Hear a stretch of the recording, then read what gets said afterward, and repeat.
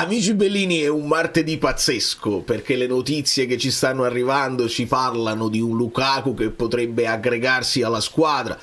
Non pensiamo possa giocare, io non penso che possa giocare, ma già la sua presenza, lo sapete, si può far sentire nello spogliatoio, quindi quel discorso di leadership che aveva fatto anche Conte. Ma oggi, oltre a questo, volevo allargare un po' il discorso su quello che ci ha detto il campionato in questa giornata, media, scudetto, le soglie, e vi faccio anche una piccola sorpresa. Cominciamo.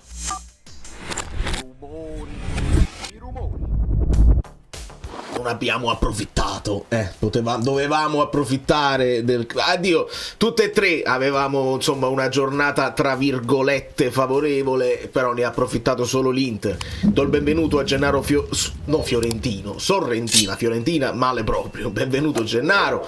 San Gennaro pare che si è sciolto, quindi speriamo sia di buon auspicio per il prosieguo della stagione, perché a me piace sempre parlare di stagione, e nella stagione non c'è solo il campionato, nella stagione ci sono anche possibilità di alzare dei trofei. La Supercoppa è uno di questi, quindi voi lasciate il like. Sapete perché? Like per la conferenza di domani, perché domani si parla, perché fare queste cose poi in Arabia significa che hai degli obblighi come li hai in Champions. Chissà perché in Italia invece questo obbligo non c'è, o ti multeranno dopo, non lo possiamo sapere. Ma volevo fare un po' di riflessione, se non si imbroglia la lingua, possiamo fare un po' di riflessione insieme.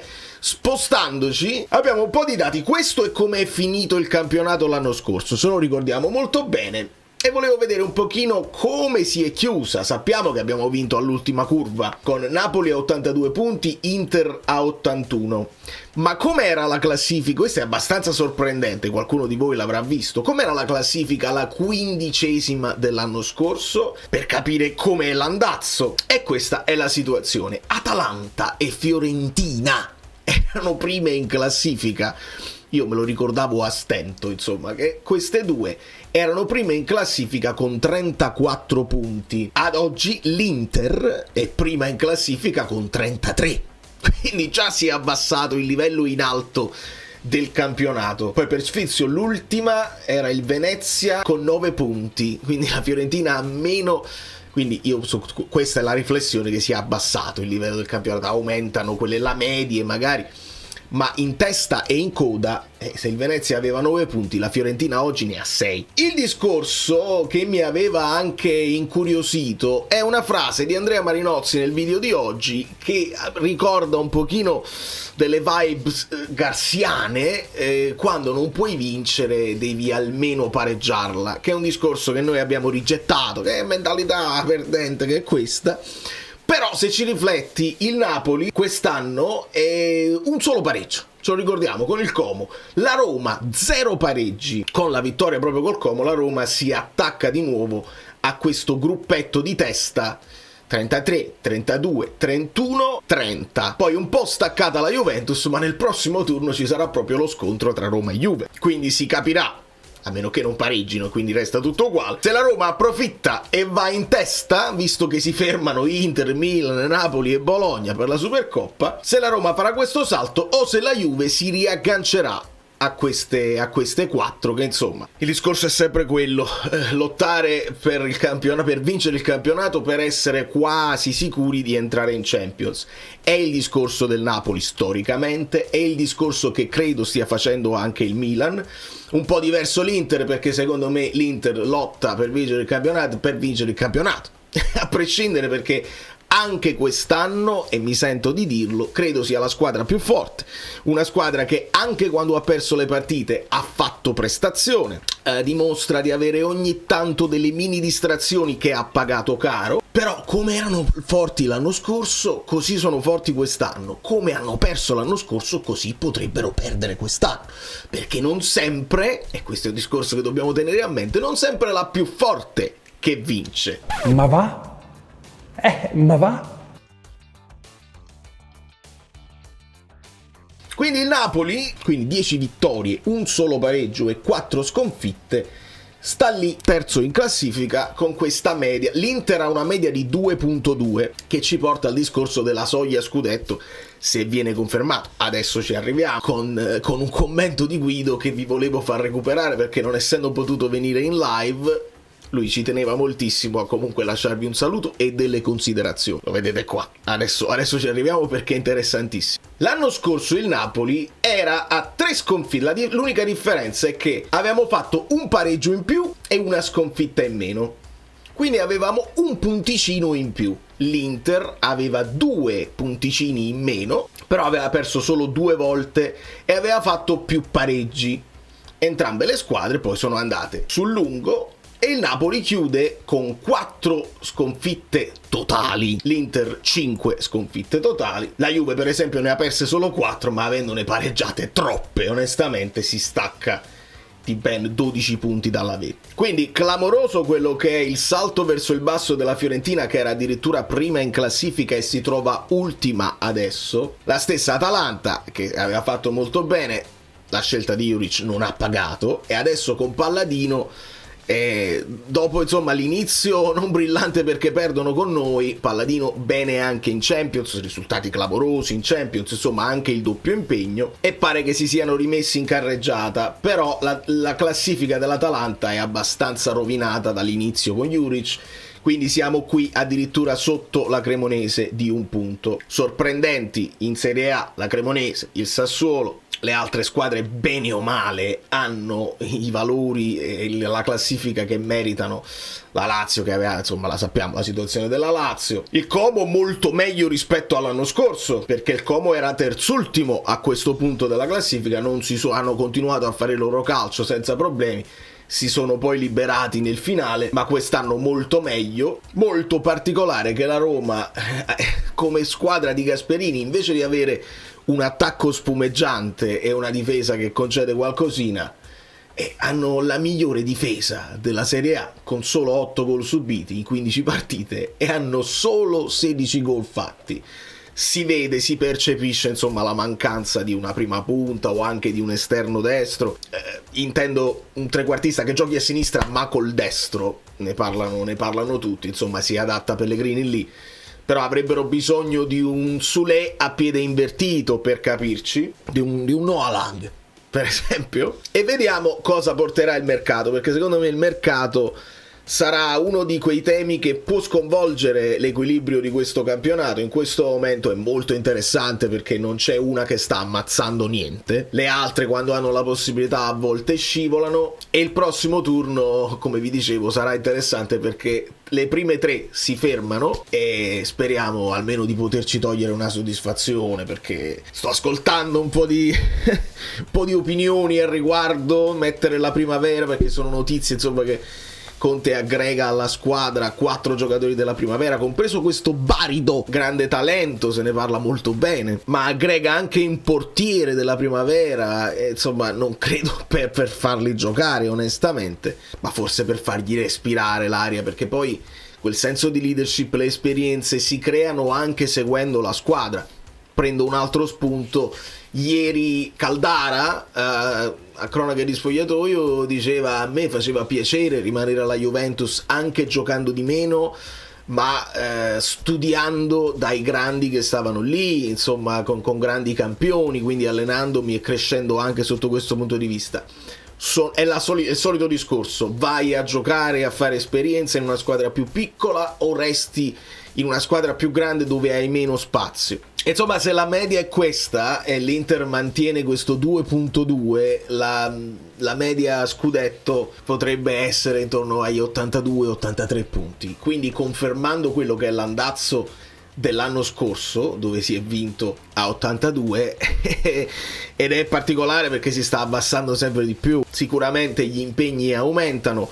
Questo campionato però nello specifico è ancora più particolare perché c'è un impegno in più che non c'è mai stato prima e che è stato affrontato da Inter e Juventus, e non lo dobbiamo dimenticare perché loro hanno fatto il mondiale per club. Quindi non sappiamo se questo avrà delle conseguenze a lungo termine su quella che è stata la preparazione, mantenere fisicamente certi ritmi. È interessante secondo me da tenere presente, non sappiamo come andrà, potrebbero andare lisci oppure potrebbero cedere e perdere qualche punto per strada per problemi fisici. Di oggi il giorno, insomma, che anche Dumfries dovrà operarsi. Adesso voglio farvi leggere le considerazioni di Guido con un po' di numeri, quindi scientifici, che non possono essere, su cui però si può ragionare, che i numeri freddi non servono a niente, da lì si fa il ragionamento. Intanto il Lecce inguaia un po' il Pisa, che è l'unica delle neopromosse che insomma non sta facendo benissimo. Il Pisa va meglio contro le squadre grandi, paradossalmente. Però il Lecce l'ho intravista la partita, hanno attaccato molto, vedete, chiudono con 2.8 di XG e finalmente è arrivato il gol di Stulic, che insomma qualcuno ci ha pure puntato sul fantacalcio ma non segnava mai, chissà se si è sbloccato. Il Torino batte la Cremonese, la Lazio batte il Parma. Questa è stata una delle partite. Io non vorrei fare un altro video, sarebbe facile, no? Lasciate un like per me che non faccio il video bait dove voglio parlare degli arbitri, però un po' bisogna parlarne. In questa partita dove la Lazio vince clamorosamente con 2 uomini in meno, anche qua ho letto grandi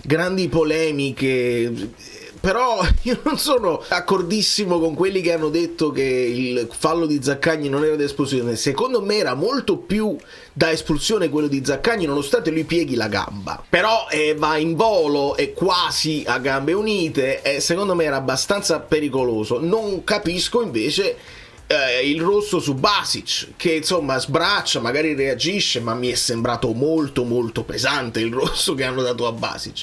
Comunque Noslin riesce a segnare e il Parma capitola. L'Atalanta crea moltissimo, vedete, 3 di XG contro il Cagliari, e Scamacca è il tema, insomma, se riescono a mantenere Scamacca fisicamente integro, insomma pare che stiano trovando un equilibrio anche di 11 iniziale di punti di riferimento.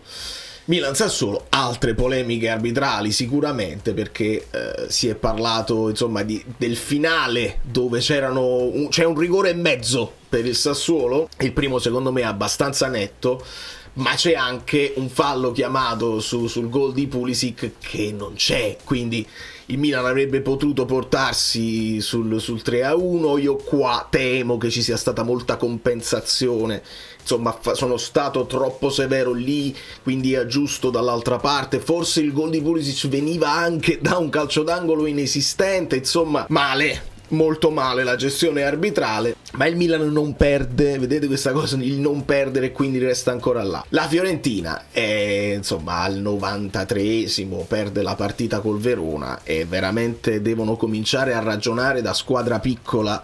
Non so se serve un altro cambio di allenatore, se può portare una scossa o se bisogna, insomma, veramente serve uno switch, perché una squadra che a inizio campionato dice forse per la Champions ci siamo anche noi, si ritrovano ultimissimi in classifica con meno punti del Venezia l'anno scorso, devono ragionare seriamente sulla possibilità, e qua potrebbe esserci il fuggi generale. Questo potrebbe essere un problema. Se i giocatori della Fiorentina si sentono poi, io non scendo in Serie B, io trovo una squadra, penso a un Ken, penso agli altri, a un Dodò, che magari possono pensare adesso chiamo il mio agente e cambio aria, e quelli là non lotteranno per rimanere in Serie A con la Fiorentina, e chissà chi ne può approfittare sul mercato. Il discorso sul mercato resta aperto, perché ancora non sappiamo se il Napoli si potrà muovere e come. I prestiti sì, si continua su Robby, ma no, perché anche il fratello sta pressando l'opinione pubblica per quanto riguarda Mainu. Però Romano ci ha detto che ci sono almeno 10 squadre su di lui, quindi non è automatico che è già nostro. L'Udinese ci fa lo scherzetto e ne abbiamo parlato ampiamente. Il Genoa fa un gol nel finale, ma l'Inter insomma la vince la sua partita, quella che doveva vincere. Molto interessante la vittoria della Juventus. Leggendo in giro, è stata una delle vittorie dove anche il lavoro di Spalletti si è cominciato a vedere e ha convinto un po' di più.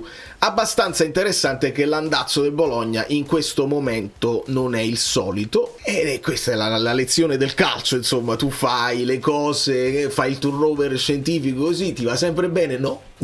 Assolutamente no.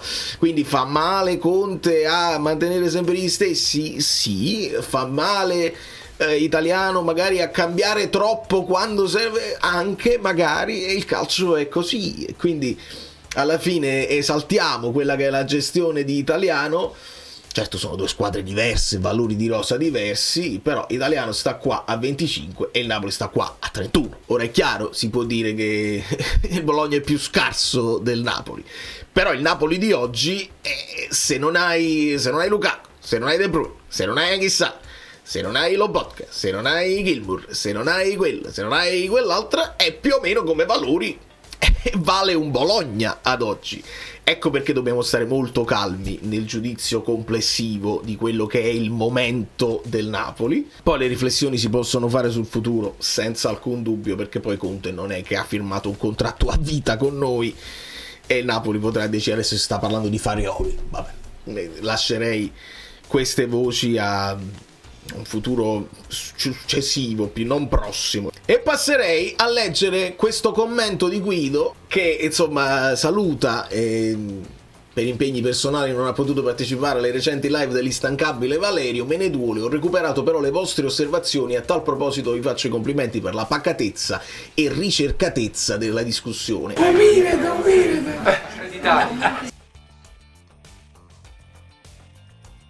Anche dopo prestazioni deludenti come quella di ieri. Questo messaggio, questi commenti stanno sotto, se volete rispondere a Guido, si trovano sotto la live post udinese. Non oso immaginare il tono delle varie trasmissioni radio, tv, web. Provo a rispondere a una domanda, solo una, per non fare torto a chi ha chiesto il mio parere, ma già così il mio post sarà indigeribile e fuori dagli standard ghigliottineschi del web. Qua già un mio commento è che sono un po' saturo del racconto interno del nostro ambiente, sento sempre le stesse cose che si alternano e si dice una cosa quando il Napoli perde, si dice il contrario quando il Napoli vince e poi si deve fare un salto mortale per tornare a dire quello che si è detto prima, sconfessando quello che si è detto dopo. Sono un po' saturo onestamente e vi chiedo scusa se non starò al passo con tutte le trasmissioni e tutti quelli che parlano del Napoli, perché preferisco ascoltare uno Stefano Borghi o un Andrea Marinozzi in più e un in meno. Ad oggi preferisco leggere i vostri commenti, onestamente. Mi riferisco nello specifico al peso delle attuali 4 sconfitte in campionato del Napoli. Provo a condividere con tutti voi il mio ragionamento. Cominciamo. Prendendo in considerazione gli ultimi 21 campionati disputati in Serie A 20 squadre con la regola dei 3 punti, le sconfitte complessive della squadra campioni d'Italia sono 72, che ci porta ad una media di 3,42 sconfitte a campionato. Se già pensate a questo, l'anno scorso il Napoli chiude a 4 sconfitte e vince il campionato. E l'Inter era a 5. Escludendo i due estremi, perché poi si portano sempre degli esempi, ma sono esempi estremi. 0 sconfitte nella stagione 2011-2012 e 7 sconfitte nella stagione 2019-2020, entrambi record ad opera della Juventus.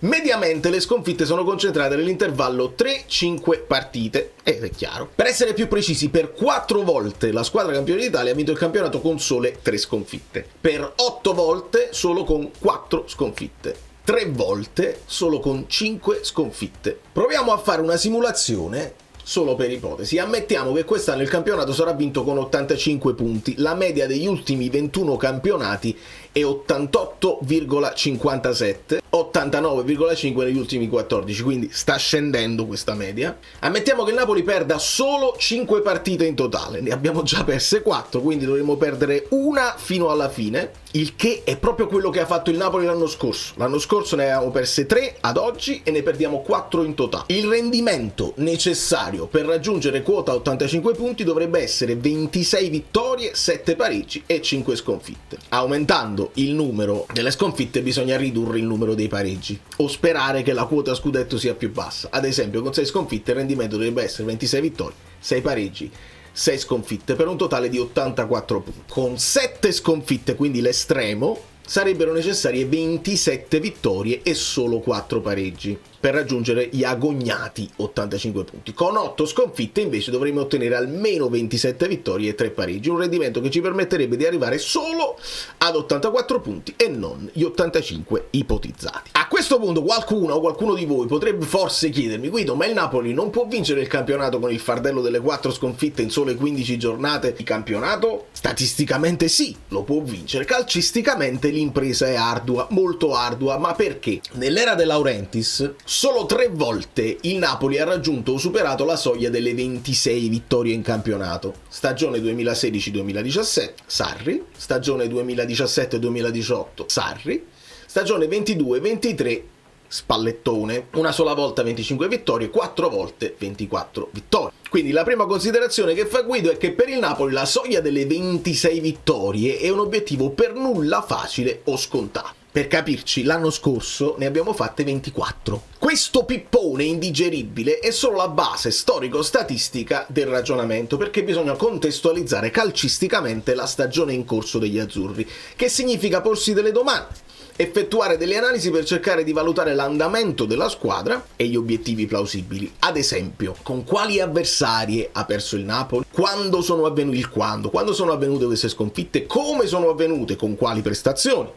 Che ricordiamo, le 4 sconfitte dell'Inter sono leggermente diverse dalle 4 sconfitte del Napoli del campionato di quest'anno. A queste domande bisogna aggiungere una valutazione non facile, se ne rende conto, della rosa della squadra, della sua forza d'animo, di carattere o fragilità, rilegandoci al discorso di Conte, la questione infortuni, lievi, medi o gravi, il calendario delle partite, eccetera. Evito di proseguire, mi autocensuro, perché gli elementi calcistici, a volte anche extra calcistici, che prendo in considerazione sono veramente tanti. Nel ragionamento, in verità, andrebbero inseriti anche gli avversari, elemento decisamente trascurabile, tra virgolette, avversari che hanno una storia e un peso specifico diverso da quello degli azzurri, ma si sa, il Vomero è il centro dell'universo. In conclusione, per ambire all'obiettivo massimo dobbiamo sperare che il Napoli non perda più di 2 o 3 partite. 7 sconfitte è il record assoluto, quindi se arriviamo già a 8 sconfitte sarebbe il miracolo del miracolo. Nessuna nel girone di andata vinca almeno 24 o 25 partite, che potrebbero non bastare. B. Che la quota scudetto sia di 83, 84, 85 punti al massimo, cioè che l'Inter mantenga questo andazzo e che non migliori moltissimo nel girone di ritorno. Che Inter e Milan iniziano a battere in testa, Roma e Juve continuino a zoppicare, quindi qua sarebbe forse auspicabile un pareggio tra Roma e Juve nella prossima giornata. Che gli infortunati ritornino in campo bene e prima del previsto, ci rileghiamo al discorso di Lukaku e facciamo una chiosa. Che l'attuale rosa non subisca altri infortuni, soprattutto gravi. Che il livello ed equità degli arbitraggi salga, che se salga di livello.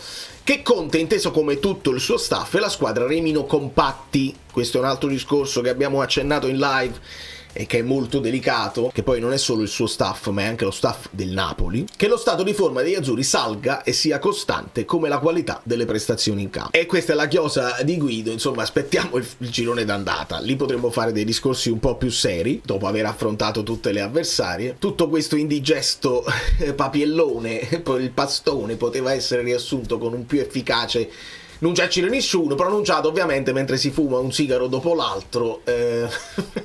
Molte persone aspettano il famoso mercato di gennaio. Anche in questo caso la valutazione andrebbe fatta considerando lo storico del mercato di gennaio targato De Laurentiis, il bilancio attuale dell'SSC Napoli, la composizione della rosa, i vincoli della lista, il calendario. E qua io mi sento di dire: vabbè, però il Napoli non aveva Conte negli altri anni di De Laurentiis, e De Laurentiis ha dimostrato che con Conte apre la borsa, vero, ma non a gennaio. Non l'abbiamo visto l'anno scorso, dove abbiamo venduto Kvara e non l'abbiamo sostituito alla grande. Quindi comincia a strisciare nell'ambiente qualcuno che dice che ci potrebbe essere una cessione importante. Io spero proprio di no, però per permetterci poi di fare il mercato che in questo momento non potresti neanche fare se non incassi. E speriamo proprio di no, perché una volta ti va bene che vinci lo stesso senza Kvara, una seconda volta potrebbe non andarti bene.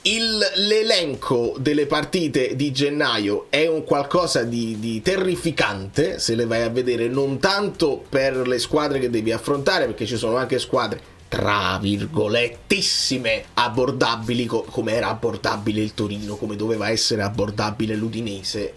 Napoli-Parma, Napoli-Sassuolo, adesso siete tranquilli, io no. E quindi guardate gli impegni serratissimi, lungo elenco di partite molto decisive, senza Anghissà, senza De Bruyne, senza Gilmour.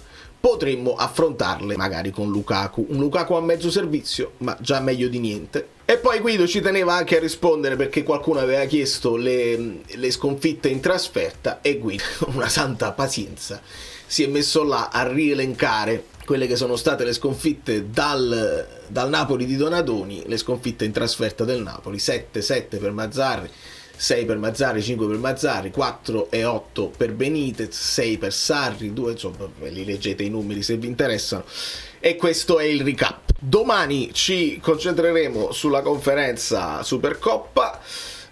Chiudiamo con uno sguardo verso lo striminzito turno di campionato che ci sarà la settimana prossima, che prevede Lazio-Cremonese, scontro in quella classifica è quasi uno scontro diretto perché la Lazio ha 22 e la Cremonese ha 20. Juventus-Roma, che è la partita da non perdere. Cagliari-Pisa, per decidere se una si allontana o se l'altra ritorna in gioco. Sassuolo-Torino pure è una specie di scontro diretto. Il Torino è molto... sono 4 punti che li distanziano. Fiorentina-Udinese, oramai ogni partita sembra insormontabile per la Fiorentina, e un Genoa-Atalanta con 2 delle squadre che hanno cambiato l'allenatore, quindi il De Rossi che comunque deve staccarsi da questa zona perché sono solo a 2 punti dal Verona, mentre l'Atalanta ha ambizioni di classifica decisamente più alte. Questo è quanto, spero di non avervi fatto una capa così di numeri, ma era per capire in che direzione stiamo andando con questa stagione. Un occhio alla stagione scorsa secondo me ci aiuta a capire anche che non è disastroso quello che stiamo facendo, siamo abbastanza in linea tutti con l'andamento dell'anno scorso. Quest'anno però abbiamo ovviamente molte più problematiche oltre che più impegni, e quindi dobbiamo barcamenarci. Non butterei a mare tutto, onestamente, e mi auguro che lo stato di forma, con il ritorno di elementi fondamentali come Lobotka, come lo stesso Gutierrez, non mi sento di dichiararlo un elemento fondamentale, ma ti fa guadagnare un cambio in più, uno Spinazzola che può entrare in qualsiasi zona del campo. Se Di Lorenzo sta male, puoi dirottarlo Spinazzola poi a destra al posto suo, e quindi è importante proprio aumentare il numero dei disponibili. Juan Jesus recuperato, un Lukaku che ti può fare dei minuti finali, oppure può cominciare la partita, può stancare i difensori e poi ti entra un Højlund, insomma non è poco. Per quanto riguarda Lukaku, io ho notizie insomma non proprio confortanti su quello che sarà il suo recupero. È bene che lo abbiamo con noi, però non possiamo aspettarci che sia subito abile e arruolabile per fare una partita intera. Io ricordo l'impatto che ebbe quando arrivò col Parma, entrò e vincemmo una partita al 95esimo, anche e soprattutto grazie a lui. Quindi è bene che ci sia, ma è bene che si possa dividere i minuti con un Højlund che allo stesso tempo non dovrebbe e non dovrà essere sovrautilizzato, altrimenti perdiamo anche lui. Da New York, Valerio Fluido è tutto. Il quadro è chiaro, spero vi piaccia. Se non vi piace ve lo dovete far piacere per forza, perché questo è. Lasciate un like finale se vi va, aiutiamo l'algoritmo, perché altrimenti la papera non galleggia.